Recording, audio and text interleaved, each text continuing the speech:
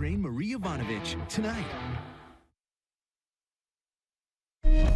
What is that? We have 3 deceased, 20 injured. I think the bomber's my son. We gotta find him. A new Magnum PI, Friday on CBS. I've been where you are. It just took someone to believe in me for me to understand. I hope they hear me. A new Equalizer, Sunday on CBS.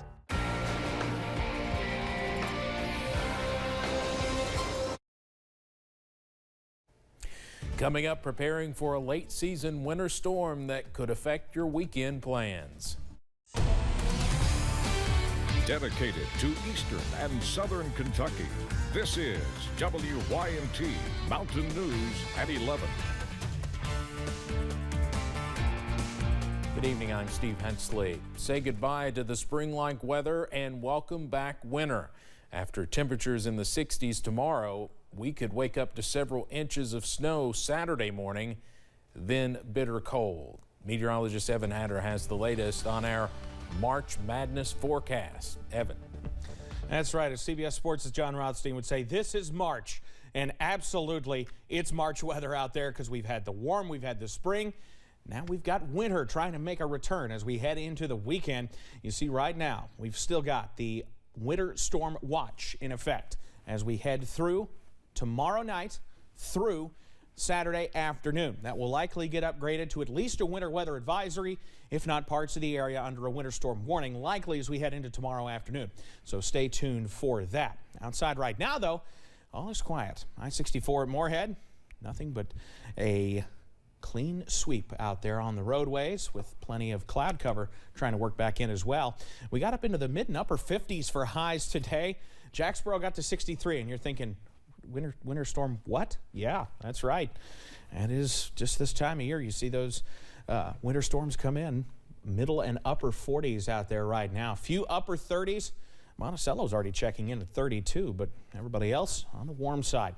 Satellite and radar clear right now, but you don't have to go far. Look out to the north and west. Already trying to see some snow showers break out in the Wabash Valley.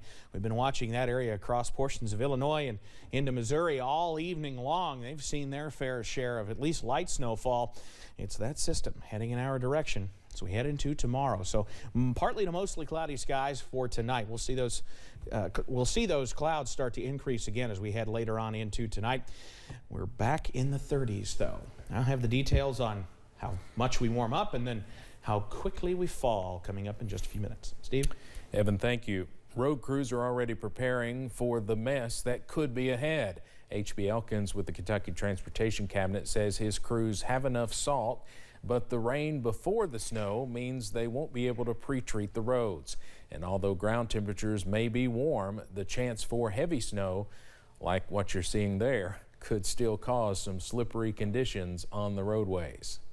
From what we understand and talking with National Weather Service, snowfall rates may be so fast overnight Friday and into Saturday morning that may not help us out much.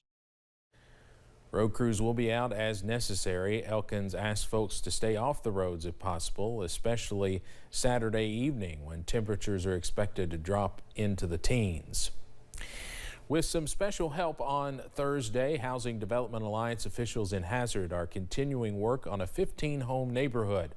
WYMT's Zach Hawk went to the area's newest subdivision to see construction on the affordable homes. Not the typical sounds of spring break. Rebecca Vermillion with HDA says these are the sounds of a Neighbors Helping Neighbors type of program. Only these neighbors are college students from 900 miles away.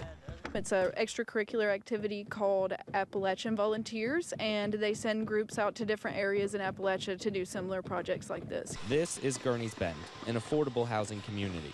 To keep costs low, sweat equity is an acceptable down payment, but not everyone can do the labor on their own, so volunteers step up to help. For HDA, it's irreplaceable. We wouldn't be able to do most of the houses that we work on, either repairs or new homes, have volunteer work on them. Volunteers like Anna Tripodi and Molly Malloy from Boston College, giving up spring break to lend a hammer. I just love being in a new community and meeting so many new people and Like being with friends and doing work like this, it's awesome. I think it's really exciting to go into a new community and meet the people here, hear what it's like, why they love living here, and then also help out with a project. There are all these great programs in Appalachia. Inspiring work and a reminder about the communal effort to provide affordable housing. For me, as an Appalachian person who grew up here, it's nice to know, and for other Appalachian people to see, that it's not just us that value our community. HDA officials hope to see the entire neighborhood completed by the end of the year. In Hazard, Zach Auk, WYMT Mountain News. The Gurney's Bend project just began on May 11th, so in less than 1 year, all 15 lots in the subdivision were sold. As of March, 14 of the homes are in some stage of construction, with 12 already finished or nearly finished, and 7 homeowners have already moved in. We talked with Kentucky Senator Rand Paul today on various topics. We asked him his thoughts on the Russian invasion of Ukraine. He says everyone was worried that Russia would invade, but no one really knew in advance whether it was a threat or if Russia would actually follow through with it. I do think it's a big miscalculation for Putin. I think he miscalculated the will of the Ukrainian people. I think he's actually brought Europe more together. Europe has coalesced in their opposition. The senator also says when and if Putin takes over Ukraine cities, that the war will not end there. It will just enter a new stage of insurgency. 46 years ago, 2 explosions on March 9th and March 11th, 1976, killed a total of 26 men at the Scotia Mine in Letcher County. Now 2 survivors have written books to share their stories and the stories of the men who died. Both authors played a role in retrieving the bodies of the miners. One recalled watching the 26 men being brought up from the mine shafts. After we got the seals built, we all went outside. And I went over on that bridge, same bridge where I watched those first 15 men being brought out. Why, I watched the 11 men being brought out. Eddie Nichols and fellow survivor and author Joe Shelton say they both left the mines and pursued other careers shortly after the explosions, but never regret their time at Scotia. A man who educated generations of children on television has died. Actor and singer Emilio Delgado, who played Fix-It Shop owner Luis on Sesame Street for 45 years, died from the blood cancer multiple myeloma. He was 81. Mexican-American, Delgado got to play a rare, non-stereotypical Latino character at a time when such representation was rare. He began on the show in 1971 and remained until 2016. Knott County officials have a new event this summer called the Mine-Made Bluegrass Festival. The event will be held at the Mine-Made Adventure Park. Featuring several bluegrass acts, county officials hope to make it a permanent addition. Tourism Director Zach Hall says it will take place in June. You really have to capitalize in the spring, summer, and fall because wintertime is slow.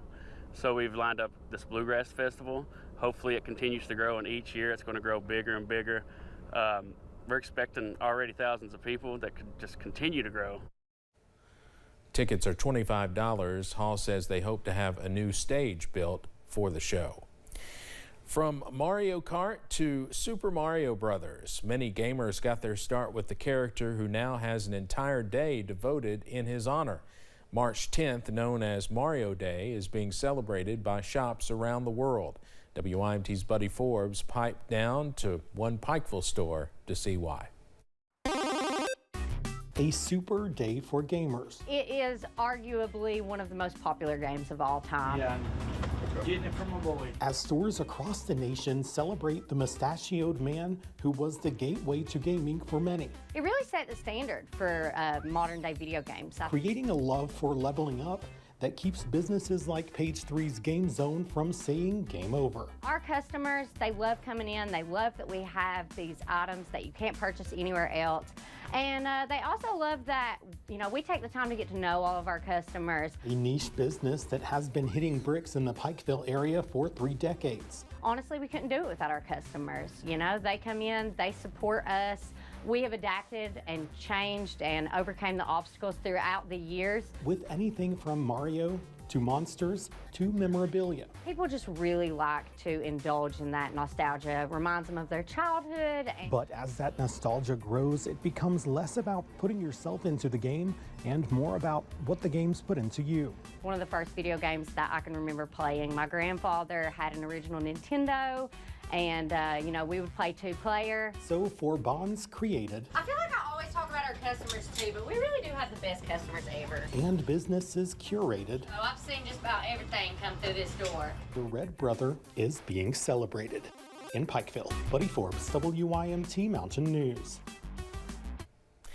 The store is holding a sale on its Mario and Nintendo products during the next few days as a way to celebrate the iconic character.